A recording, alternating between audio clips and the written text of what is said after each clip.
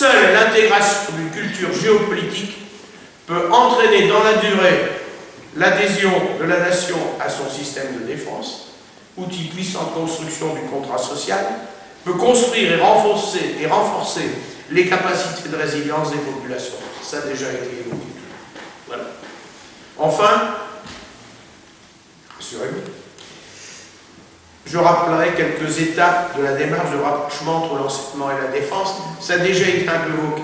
1982, mise en place des protocoles défense-éducation nationale, avec chaque année réunion du comité de pilotage.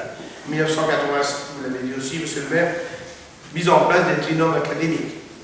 Vous avez compris que le trinôme, c'était le recteur, l'officier général de la zone de défense et le président de l'association IHDN. Sur le plan régional, ce trinôme s'est élargi à un comité académique citoyenneté défense qui, normalement, hors temps de Covid, se réunit une fois par an où chacune des trois entités présente ses projets d'action.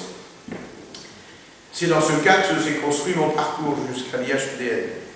Enfin, en 2004, étape très importante, c'est créer la Commission nationale pour la promotion de l'esprit de défense pour encadrer et soutenir l'action des trinômes, à travers notamment un certain nombre de subventions. Si vous voulez des subventions, même c'est rien qu'il faut voir, c'est à qui fait tout le monde. Les questions de défense dans les programmes scolaires. Un tournant. La réunion du comité de pilotage du protocole de défense éducation nationale de 2011. J'y étais pour tout à fait autre chose. J'étais rue de Grenelle, à Paris, pour présenter un dispositif innovant. L'association dans la présentation des fiches aux enseignants sur les questions de défense et de sécurité entre des militaires et nous. Les militaires étaient toujours sur leur devoir de réserve et nous étant plus libres d'esprit par rapport à cette pratique. Et une décision forte a été prise, introduire les questions de défense dans les sujets d'examen, ce qui va être fait. Sur le plan régional, on poursuit les stages du programme académique de formation. Je tiens à vous rappeler quand même que quand a eu la mise en place des nouvelles sixièmes, avec tout l'argent concentré sur la formation des enseignants au changement de programmation en sixième, un seul autre type de stage a été retenu sur les stages citoyenneté et défense du PAF, parce qu'il y avait 60 demandes. Les enseignants sont demandeurs de cela.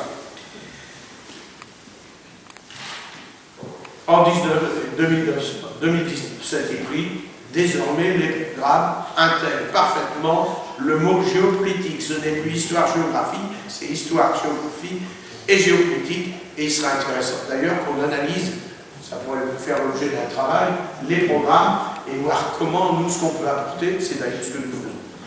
Alors je terminerai en parlant de la formation des élus qui sont un autre vecteur de la citoyenneté défense. Les élus sont un public hétérogène, très grand varié. Les correspondants défense sont peu formés à leur mission. Vous avez un correspondant défense, mais il n'a jamais été invité à participer à quoi que ce soit. Pas à votre connaissance. Moi, je suis assez partisan, mais là, c'est plus ma famille qui va m'arracher les cheveux, à ce qu'il y ait une formation obligatoire qui passe dans la loi pour tous les élus en début de mandat sur les questions géopolitiques. Pourquoi pas? Et pourquoi pas une formation portée par les élus d'Aniche, dans le cadre de la communauté de communes. Christian, je parle pour toi, mais l'association est à votre disposition. Pour le rythme, le tempo, aucun problème. Alors je terminerai par mon avenir. Indiscutablement derrière moi, disait l'autre. Au niveau régional, je reste une réserve arrière à consulter occasionnellement. Pas beaucoup d'échanges. On peut utiliser quelques-unes de mes compétences numériques.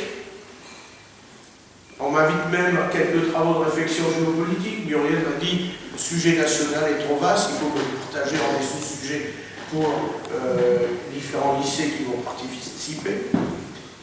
Sur le plan local, je suis à votre disposition, au moins comme facilitateur de contact. Alors merci encore de votre présence, de votre attention. Contrairement aux conférences habituelles, il n'y aura pas de questions ni de débat. Sauf pendant le pot de l'amitié à côté, si vous le souhaitez. Voilà, le temps est terminé, je vous remercie. On revient à l'honneur de m'adresser à vous.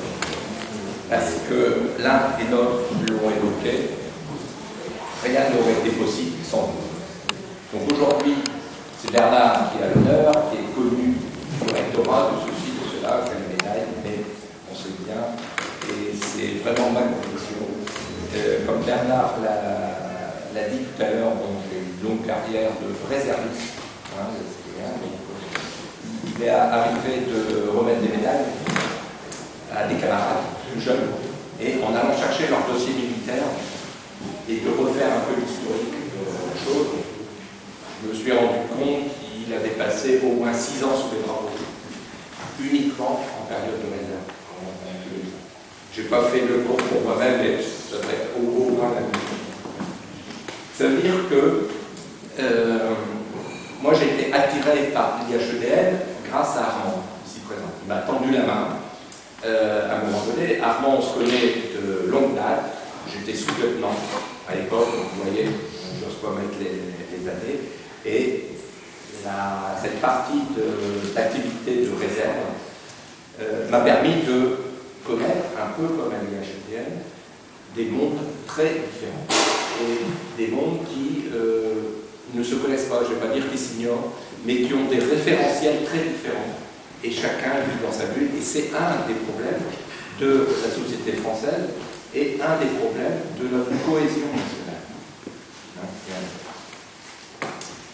Alors, j'ai fait la session, j'ai eu la chance de le faire avec Muriel, et on est de très bons camarades depuis ce temps-là.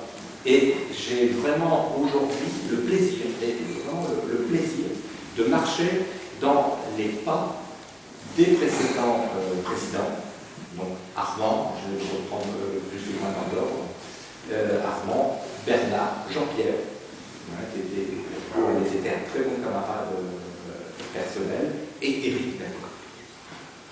Je suis quelqu'un, comme monsieur le maire, qui n'est pas d'attache et historique dans le monde de l'éducation nationale. Alors, je me suis aperçu que c'était vraiment un monde, un vrai monde, avec ses codes et ses valeurs. Et j'ai vraiment découvert depuis très longtemps, les premiers contacts avec Armand, des valeurs, des gens qui sont profondément patriotes, républicains, et qui sont des besogneux de travailler énormément, de façon à être présent par rapport à la collectivité. Et cette dimension-là, sincèrement, mérite d'être connue. Alors, je sais bien que dans l'assistance, il y a beaucoup de gens avec la couleur violette sur la poitrine. Donc, je parle à des convaincus, et vous êtes les meilleurs des meilleurs, forcément. Mais pour moi, c'était une découverte parce que je n'avais pas aucune référence dans l'éducation nationale. Certains ont appelé ça un mammouth, mais c'est un mammouth qui a énormément de force et de conviction. Soyez-en assurés. Et donc, ma chance, c'est de marcher aujourd'hui dans les pas de mes prédécesseurs. Et Dieu sait si tous les jours, mais vraiment tous les jours, parce que là, avec Muriel, on travaille beaucoup et il ne se passe pas un seul jour sans qu'il n'y ait pas un échange, soit avec Muriel en interne de l'association, soit vis-à-vis de l'extérieur. Je mesure ce plaisir de marcher dans le pas et d'essayer humblement de continuer à construire ce que vous avez avancé. Et ça, cette partie besogneuse, je sais bien, je relie ça à l'énergie de la famille qui est derrière, qui est la famille solide, qui permet que le rayonnement puisse exister.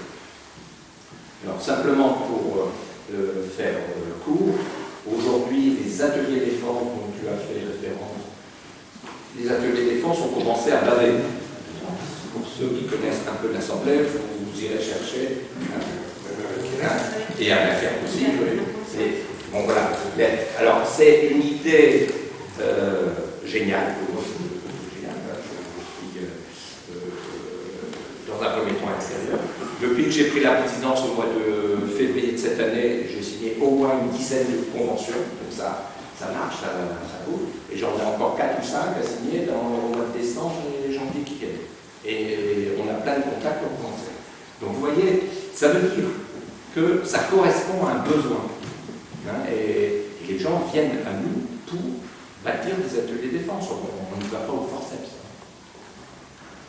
L'atelier géopolitique, qu'on démarre cette année scolaire. Grâce à la réflexion, c'est la continuité et l'élargissement des ateliers de défense, c'est un public plus large, plus aîné, lycée, classe préparatoire. Donc ça, c'est du travail, on s'attelle avec de nombreux camarades ici, parce qu'il faut se répartir le boulot. Un chiffre, sur le Nord-Pas-de-Calais, on est à 80 ateliers de défense. Et on est à 5 ou 6 ateliers géopolitiques. Voilà. Ces dispositifs-là qui ont une dizaine d'années de vécu et de consolidation chez nous, dans l'association, sur les territoires 59 et 62, avec Muriel, on a eu la chance d'en parler et d'avoir une oreille très très attentive lors d'un forum aux Invalides au mois de mai avec le général Burker, qui était chef d'état-major de l'armée de terre, qui est maintenant chef d'état-major des armées, et on sent bien que ça redescend, et on parle des ateliers défense. L'atelier défense, c'est quoi? Ah oui, c'est dans le Nord-Pas-de-Calais que ça existe. Vous voyez le genre. Il m'a été donné de rencontrer le contrôleur général des armées, alors ouais, c'est tout. Une des questions, pendant 1 heure, on a parlé des ateliers de défense, des ateliers de géopolitique. Et c'est en train de remonter à Paris, tout en haut du ministère des Armées.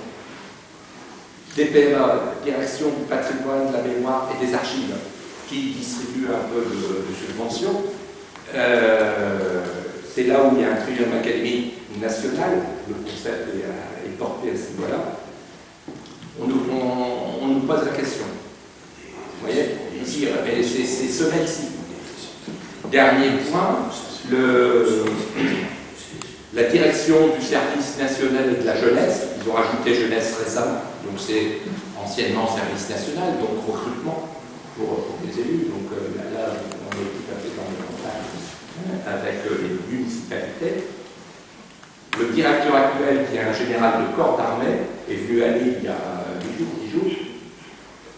Une des premières choses, il parle des ateliers de défense, et tout ça sort. Ça veut dire que ça fait le tour, et puis alors là, on prend le train en marche, et puis on va sûrement aller à Paris et aller expliquer un certain nombre de gens. Des choses qui sont votre œuvre, l'œuvre de l'association. Et personnellement, c'est un grand plaisir. Ça demande un temps, au niveau de la famille. Bon, ma femme pensait que j'allais être en retraite. Comme je suis devenu honoraire de l'armée, bon, normalement, c'est le fallait être, bon, voilà, comme le vide, enfin, la cause du vide, voilà. Donc, je voulais exprimer ce grand plaisir et surtout le relier à la dimension familiale. Parce qu'on ne fait rien tout seul et je suis le premier à voilà ce que je voulais vous dire. Vous voyez le rayonnement qui existe aujourd'hui grâce à des gens comme Bernard qui ont passé du temps. Et vous voyez, même au niveau national, aujourd'hui, ça sort de tous les côtés, les voyants, on est appelé de différents niveaux. Bon, voilà, on va essayer de voir ce qu'on peut faire. La semaine prochaine, il y a des réunions au niveau de l'Institut, l'Institut qui est un organisme d'État. On nous parle des ateliers de défense. Au niveau de l'union de l'ensemble des régions, il y a à peu près une trentaine d'associations d'auditeurs, soit régionales, soit thématiques. On nous demande de dire c'est quoi votre formule magique là qui marche, tout le monde en parle. Voilà, on va essayer avec Muriel de faire au mieux et de porter loin vos intuitions, mais vos intuitions pédagogiques, parce qu'il y a une vraie pédagogie qui est adaptée au monde d'aujourd'hui et surtout au monde de demain. Et moi, j'ai le plaisir de découvrir, alors je vous ai parlé de l'éducation nationale, découvrir les personnages, les personnalités des enseignants. Encore hier, j'avais un chef d'établissement pour préparer la prochaine convention. On a discuté 1h15 au téléphone, alors qu'il y avait juste un papier à dire, parce que... et sincèrement, c'est magnifique. Vous avez un très beau métier, et je comprends que la République, vraiment la République a besoin de vous au niveau de la cohésion nationale. Donc soyez-en remerciés, et soyez surtout, vous, Madame Cochet, remerciés de rendre cela possible. Voilà.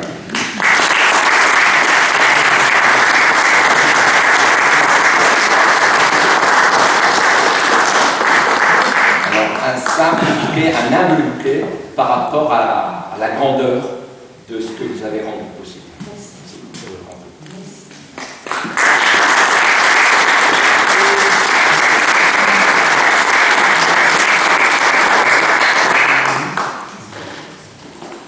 Alors Bernard, c'est à toi que je dois d'avoir intégré l'association.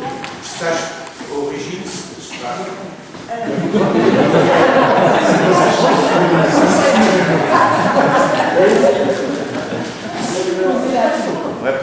Voilà. Oui, voilà.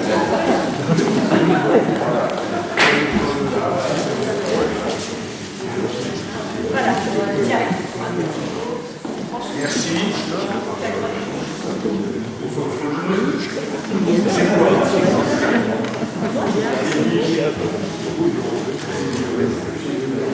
J'aurai l'occasion de remercier tous les gens pour les cadeaux, les petits cadeaux. Ça c'est un coup. Emballer un truc comme ça pour l'ouvrir.